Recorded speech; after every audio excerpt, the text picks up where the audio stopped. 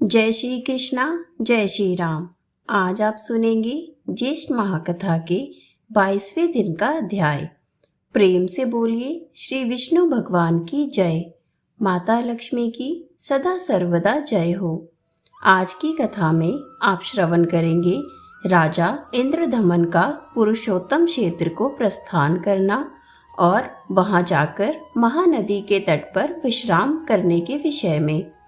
जैमिनी जी कहते हैं, ब्रह्मपुत्र देवर्षि नारद से इस प्रकार उत्तम भगवत भक्ति का वर्णन सुनकर राजा इंद्रदमन बहुत प्रसन्न हुए और इस प्रकार बोले कि हे भगवान, विद्वान पुरुषों ने मुझे बताया था कि साधु पुरुषों का संग संसार रूपी रोग का नाश करने वाला होता है। ऐसा साधु संग मुझे इसी समय आपके साथ प्राप्त हुआ है। आपके संग से मेरे अज्ञानमय अंधकार का नाश हो गया है, क्योंकि मेरा चित्त इस समय नील माधव की पूजा करने के लिए अत्यंत उतावला हो रहा है। अतः हम और आप दोनों ही रथ पर बैठकर चलते हैं और भगवान नील माधव का दर्शन करते हैं।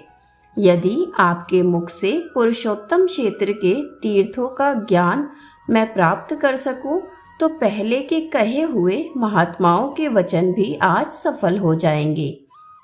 नारद जी बोले, हे राजन, यह तो बड़े हर्ष की बात है। मैं तुम्हें पुरुषोत्तम क्षेत्र और वहां के तीर्थों के दर्शन अवश्य कराऊंगा।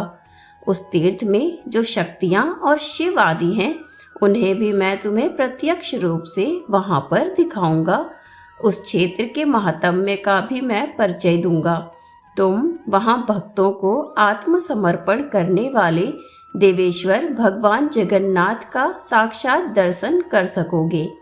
इस प्रकार वार्तालाप करके दोनों ने प्रसन्नता पूर्वक दिन का सारा कार्य समाप्त किया और ज्येष्ठ शुक्ला पंचमी बुधवार को पुष्य नक्षत्र में उत्तम लग्न आने पर यात्रा आरंभ कर दी।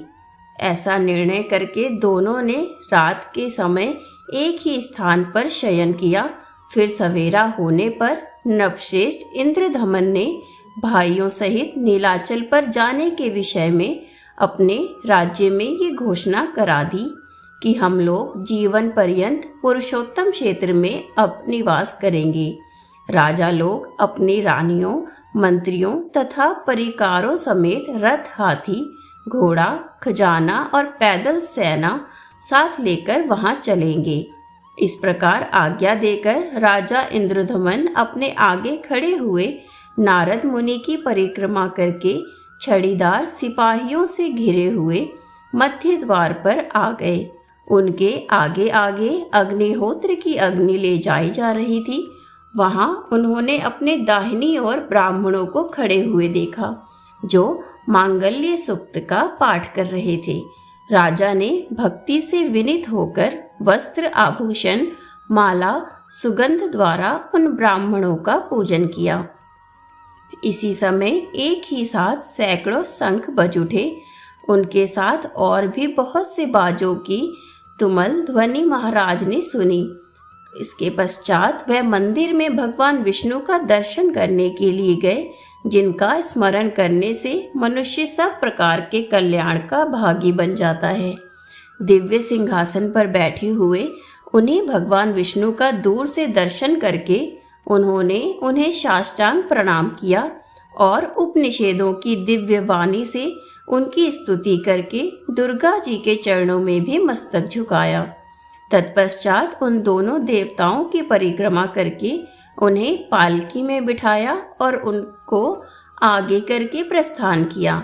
बाहर के दरवाजे पर पहुंचकर उन्होंने अपना रथ तैयार देखा और परिक्रमा करके वे नारद जी के साथ उस रथ पर जा बैठे। इंद्रदमन के रथ के दोनों ओर उनके अधीन राजाओं के अनेकों रथ शोभा पा रहे थे, जो कई प्रकार के अस्त्र शस्त्रों से संयुक्त तथा ध्वजा पातकाओं से अलंकृत थे।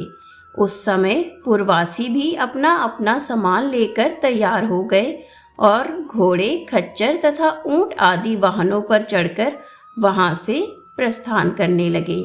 राजाओं की सैकड़ों रानियां सिपाहियों से घिरी हुई अनेक प्रकार की सवारियों पर चढ़कर राजभवन से बाहर निकली। बड़े बड़े राज्य अधिकारी तथा विशाल सैनिक भी उनकी रक्षा में सदैव तत्पर रहते थे। राजा के सामंत, मंत्री, सेवक, पुरोहित तथा राजा के व्यक्तिगत सेवक भी सब प्रकार के उपयोगी सामान साथ लेकर चल दिए। कोष के संरक्षण में नियुक्त किए गए राज कर्मचारी सारा खजाना साथ लेकर शीघ्र ही प्रस्थित हुए। जो अफसर के अनुसार राज सेवा में उपस्थित होते थे, सामान बेचकर जीविका चलाने वाले सेठ, व्यापारी, माली आदि भी अपनी अपनी विक्रय की वस्तुएं लेकर राज आज्ञा का पालन करते हुए चल दिए। जिसके लिए जो मार्ग सीधा प्रतीत हुआ वह उसी से जाने लगा। नीलाचल पर पहुंचने वाले कठिन से कठिन मार्ग के द्वारा भी लोगों ने यात्रा की। महाराज इंद्रधमन समस्त पुरवासियों तथा हर्ष में भरी हुई चतुरंगिनी सेना से घिरे हुए थे। जंगल का रास्ता जानने वाले पुरुष जो मार्ग बतलाते उसी से राजा यात्रा करते थे। मार्ग के दोनों ओर आने वाले देशों और वनों को देखते हुए वह बड़ी शीघ्रता से यात्रा कर रहे थे। महानदी के तट पर जहाँ वृक्ष बहुत कम थे तथा पर्वतीय गुफाओं के कारण जो स्थान बहुत प्रसिद्ध था, वहाँ उन्होंने दोपहर के समय आवश्यक कृत्य करने के लिए अपनी सेना का पड़ाव डाला। फिर अपने पुरोहित के साथ नदी के जल में उतरे और स्नान करके देवताओं तथा पितरों का तर्पण किया। तत्पश्चात विधि पूर्वक भगवान विष्णु की पूजा करके नारद जी के साथ बैठकर उन्होंने भोजन किया। जब सूर्य अस्ताचल के शिखर पर पहुंचे तब सायंकाल की उपासना पूरी करके राजा सभा में जा बैठे। उस समय उन्होंने श्रेष्ठ वैष्णवों का चंदन, माला और तांबूलों से पूजन किया। तदंतर भगवान के सर्व पापहारी चरित्र का श्रवण करने के लिए सिंहासन पर बैठे हुए मुनिवर नारद जी से राजा ने इस प्रकार कहा, हे भगवान, आप वेद और वेदांगों की निधि हैं, भगवान के प्रिय भक्त हैं। यदि मुझ पर आपकी कृपा हो तो भगवान विष्णु की लीला कथा रूपी सुधा से मेरे मलिन अंतःकरण को शुद्ध कर दीजिए। देवर्षि नारद तथा राजा इंद्रधमन में इस प्रकार की बात चल ही रही थी कि द्वारपाल ने समीप आकर सूचना दी, हे महाराज, उत्कल देश के राजा आपके द्वार पर उपस्थित हैं और श्रीमान के चरणाविंदों का दर्शन करना चाहते हैं।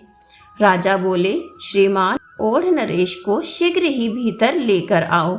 उनका दर्शन करके हम सब लोग पाप रहित हो जाएंगे।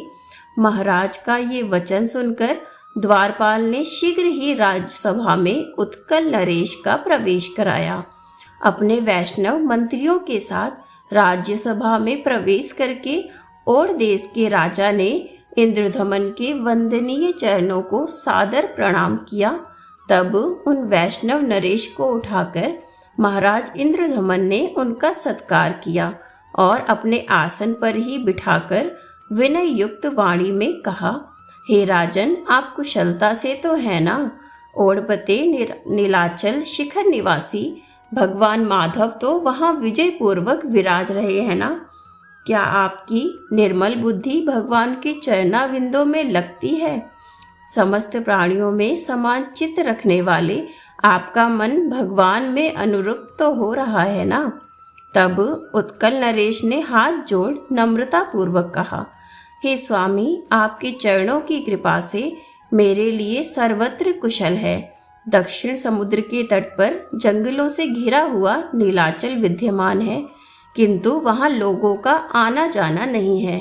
भगवान नील माधव भी वहीं हैं, परंतु इस समय प्रचंड आंधी के कारण उठी हुई अधिक बालुका राशि से छिप गए हैं, ऐसी बात सुनी जाती है। इसीलिए मेरे राज्य में भी अकाल और मृत्यु का भय बढ़ गया है, परंतु अब आप पधारे हैं तो सर्वत्र कुशल ही होगा। उत्कल नरेश के ऐसा कहने पर राजा इंद्रधमन ने उनका आदर करते हुए उन्हें विदा किया और नारद जी की ओर देखकर उदासीन भाव से कहा, हे मुनीश्वर, यह क्या हो गया? नारद जी बोले, हे राजन, इस विषय में तुम्हें विस्मय नहीं करना चाहिए। श्रेष्ठ वैष्णव भाग्यवान होता है। वैष्णवों का मनोरथ कभी निष्फल नहीं होता। जगत के आदि कारण एवं शोक रोग से रहित प्रत्यक्ष शरीर धारण किए हुए भगवान नारायण को तुम अवश्य देखोगे। वह तुम पर ही अनुग्रह करने के लिए इस पृथ्वी पर उतरेंगे। संपूर्ण चराचर जगत भगवान विष्णु के वश में है। सनातन परमात्मा विष्णु किसी के वश में नहीं है। वह भगवान भक्त वत्सल हैं, अतः केवल भक्ति के वश में ही रहते हैं। भगवान विष्णु की भक्ति ही धर्म, अर्थ, काम और मोक्ष रूपी चारों पुरुषार्थों की जड़ है। वह भक्ति ही भगवान को वश में करने का एकमात्र उपाय है। एक ही भगवान विष्णु अपनी माया से अनेक रूपों में सदैव प्रकट हुए हैं। इसीलिए उन परमात्मा के सिवा और कोई भी सुख का कारण नहीं है। हे राजेंद्र, तुम ब्रह्मा जी की संतान परंपरा में 5वें पुरुष हो, साथ ही श्रेष्ठ वैष्णव भी हो। तुमने 18 विद्याओं में पूर्ण विद्वता प्राप्त की है और तुम सदैव सदाचार में स्थित रहते हो। तुमने इस पृथ्वी का न्यायपूर्वक पालन किया है। विशेषतः तुम ब्राह्मणों के पूजक हो, अतः पुरुषोत्तम क्षेत्र में इन चर्म चक्षुओं से भगवान पुरुषोत्तम का दर्शन तुम्हें अवश्य ही प्राप्त होगा। तुम्हारे इस कार्य में स्वयं ब्रह्मा जी ने मुझे नियुक्त किया है। पुरुषोत्तम क्षेत्र में चलने पर वह सब बात मैं तुम्हें बताऊंगा। इस समय रात का 3रा पहर चल रहा है। इन सब राजाओं को अपने अपने डेरे में जाने की आज्ञा दो और तुम भी अब आराम करो। आज का अध्याय यहीं पर समाप्त होता है। कल पुनः उपस्थित होंगे आगे के अध्याय के साथ, जिसमें आप श्रवण करेंगे राजा का भुवनेश्वर में जाकर भगवान शिव का पूजन करना और भगवान शिव का नारद जी से उनके कर्तव्यों कार्यों का संकेत कराना। आशा है आपको ये वीडियो पसंद आई होगी, तो वीडियो को लाइक और चैनल को सब्सक्राइब जरूर करें।